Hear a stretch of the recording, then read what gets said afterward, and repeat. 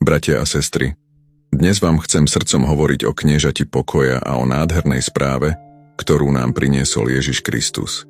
Nech Duch Svätý vedie každé slovo, ktoré dnes zaznie, a nech vás naplní pokojom, ktorý presahuje každý rozum.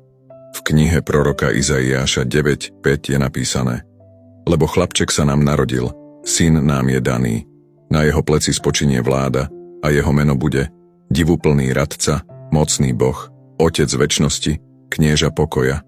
Toto dieťa je Ježiš Kristus a on je viac než len učiteľ. On je náš vykupiteľ, Boží syn, ktorý prišiel, aby nám priniesol pokoj s Bohom. On je knieža pokoja, lebo prišiel uzmieriť človeka s Bohom, uzmieriť rozdelené, uzdraviť zranených a dať nový život tým, ktorí sú bez nádeje. Je to dôležité pochopiť. Ježiš Kristus je Božím synom a preto má moc priniesť pokoj, ktorý žiadny svet nemôže dať. Je to pokoj, ktorý pramení zo vzťahu s ním a v jeho prítomnosti nachádzame skutočnú slobodu a uzdravenie. Ale tento pokoj nie je len obyčajná absencia konfliktu alebo bolesti. Skutočný pokoj znamená, že sme vydaní Bohu. Znamená to, že sa s ním zjednocujeme v jeho láske a pravde.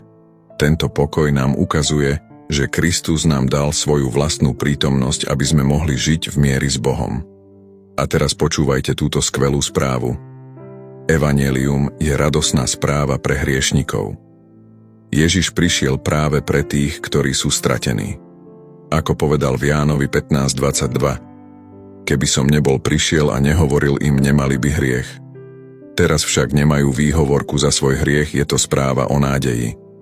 Keď Ježiš prišiel, neprišiel len na to, aby nám ukázal naše hriechy, ale prišiel, aby nás vyslobodil.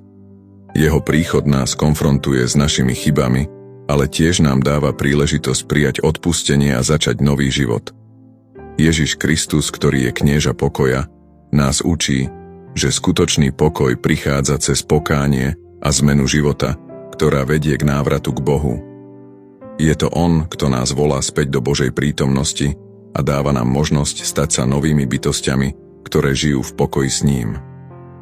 Evanjelium nám totiž zjavuje najväčší dar, aký kedy bol daný svetu, a tým je láska a milosť Boha, ktorý nás zachraňuje. Radosť zo spasenia je dar, ktorý môžeme prijať len cez Krista. On je cesta, pravda a život, Ján 14:6, a cez neho nájdeme pokoj, ktorý nám nič na tomto svete nemôže vziať. A teraz k tejto veľkej pravde chcem pridať ešte jeden dôležitý bod. Ježiš Kristus ako Boží syn nie je Otec ani Duch Svätý. Nie je to jedna osoba, ale rôzne osoby v Trojici, ktoré pracujú v dokonalej jednote. Otec, Syn a Duch Svätý sú jedno v podstate, ale rozlíšené v osobách. Je veľmi dôležité pochopiť túto Božiu trojjedinnosť, lebo aj keď sú spolu v jednotnom pláne spásy, každý z nich má svoju špecifickú úlohu, ktorú plní v našom živote.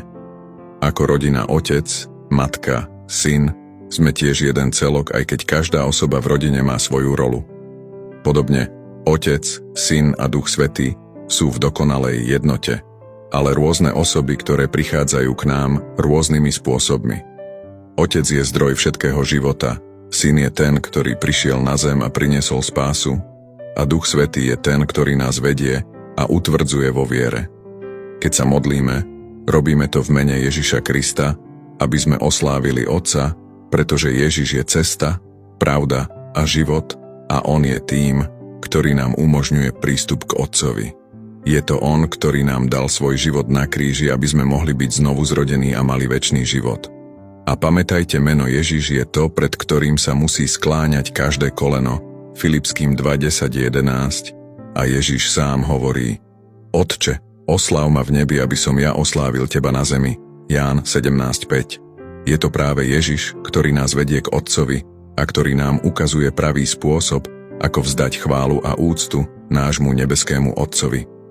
Nezabúdajme, že Ježiš nás nielen vedie k Otcovi, ale On sám je tým, ktorý nám priniesol ten najväčší dar, zmierenie s Bohom. A to všetko je možné len cez Jeho obetu a moc Ducha Svätého. Tak, bratia a sestry, hľadajme v modlitbe ten pokoj, ktorý nám prináša Ježiš Kristus, a nech Duch Svätý v nás koná, aby sme žili v dokonalej jednote s Bohom. s pokorou a s vierou v to, čo pre nás urobil Amen.